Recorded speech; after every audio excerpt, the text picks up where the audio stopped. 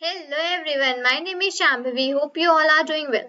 So basically in the last video we had discussed about the single inheritance, right? That basically what is the single inheritance and how we write this program for the single inheritance, right? Now today is the turn for the discussion of the multiple inheritance. Today we are going to see that actually what multiple inheritance is and basically how we just like write a program if we just want to write a program for multiple inheritance and how we're just going to do that thing, right?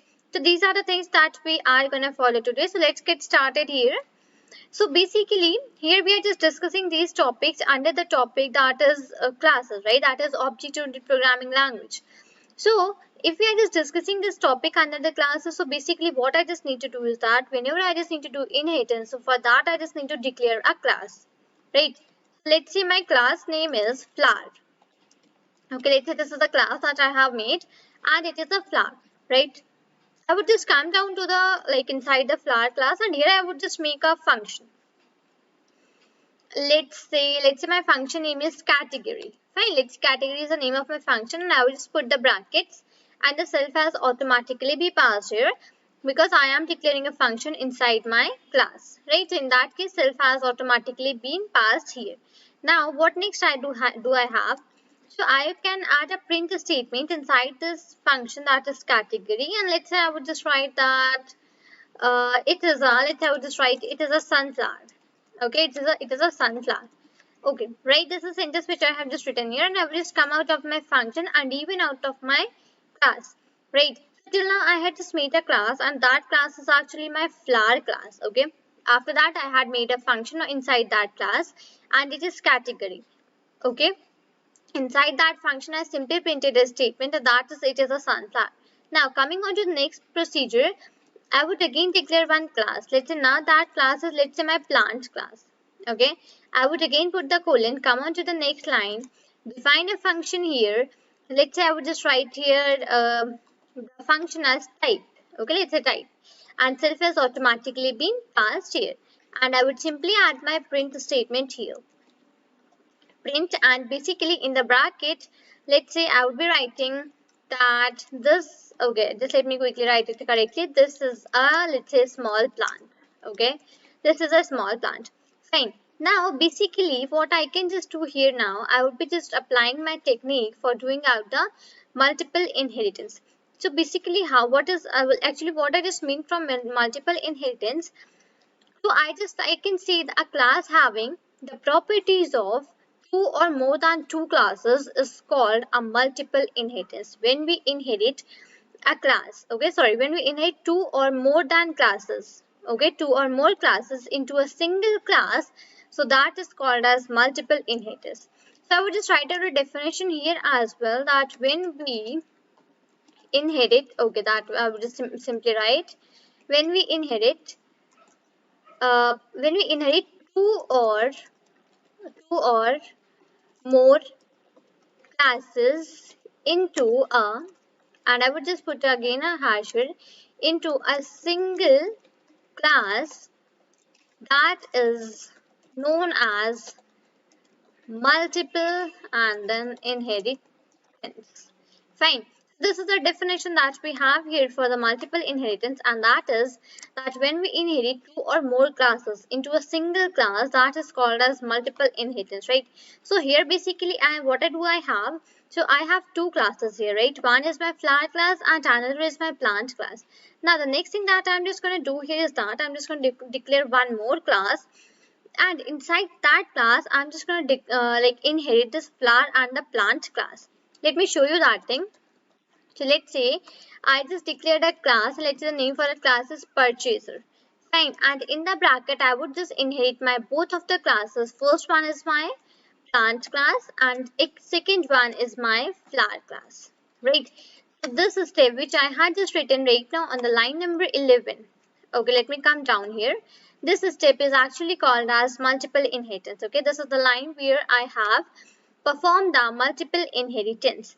So now inside this I would again just declare a function. Let's say my function is let's say final. Okay, I would put the bracket and self will automatically be passed.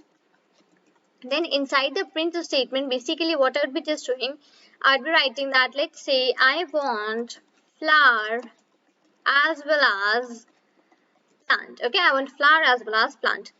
Fine. So this is basically how we just do the multiple inheritance. Let me quickly explain you that here in this line what I have done. So I had made one of my class, that is purchaser class. Okay. Now this purchaser class will be having its own property, that is final function. Okay. Inside this purchaser class, I had defined its own function, that is final. And inside that, I just added a printf statement. Now in this purchaser class, what I have done is that I have inherited a plant class and a flower class. Now, whatever the properties were associated, I mean whatever the functions were associated with the plant and flower class. Now, my purchaser class is having all the rights to access those functions and to use those functions, because what I have done, I have applied my multiple inheritance here. So because of that, whatever the properties, whatever the functions, whatever the things I was having inside my plant and my flower class, so both of these have come onto my purchaser class as well. So let's do one thing. Let's make the object for the class here, and after that I would just like try to run it and show you that how it actually works, right? So let's see the object which I had made here. Let's say white. Okay, let's say white is the object which I had made here, and the class for which I'll be making the object is purchaser class, because here I'll be making the class, I'll be making it for the class in which I had inherited this plant and the flower class, right? So I just made here white is equal to purchaser.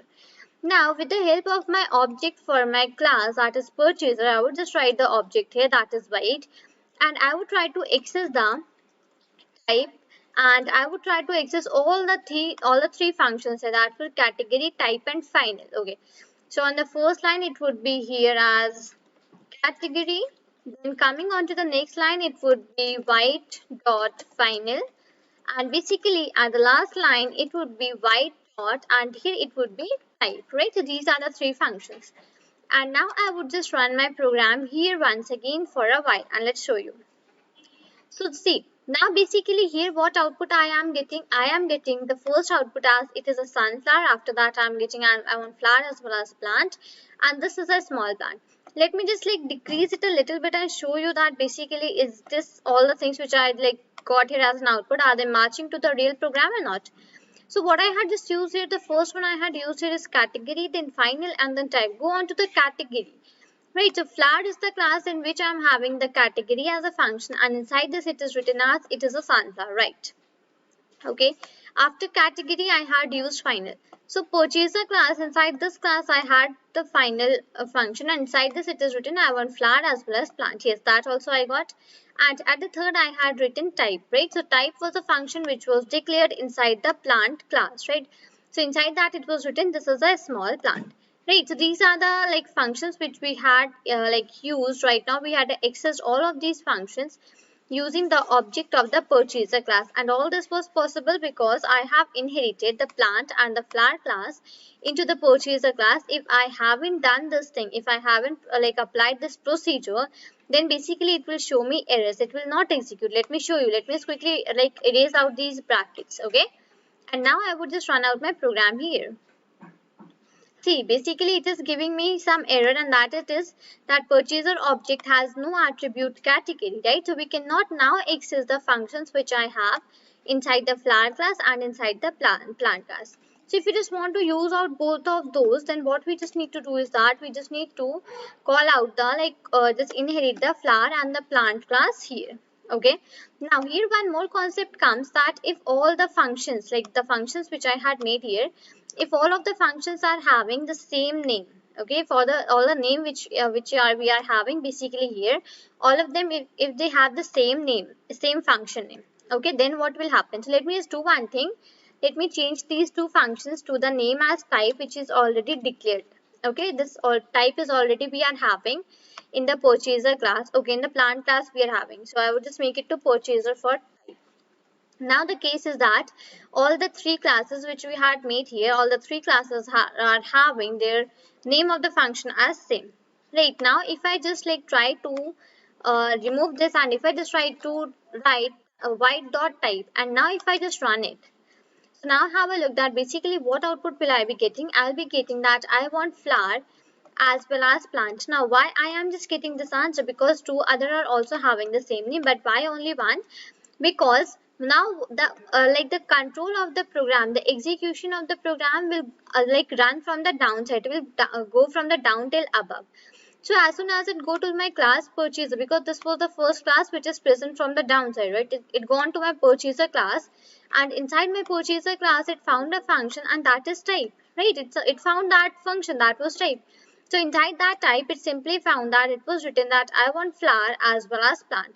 So it simply stopped at that point and simply printed me the answer, that is I want flower as well as plant, right?